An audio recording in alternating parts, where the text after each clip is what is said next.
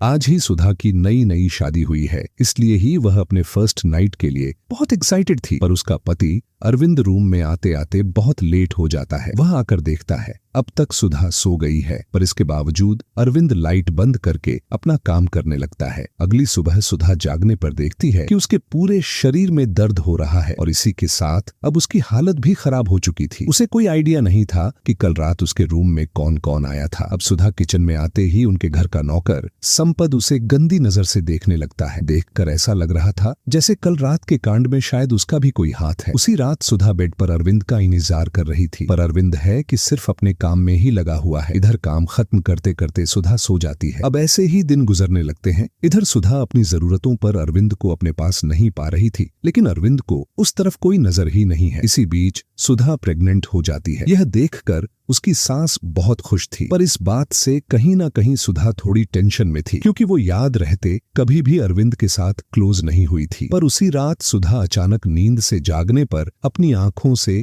एक मंजर देख दंग रह गई।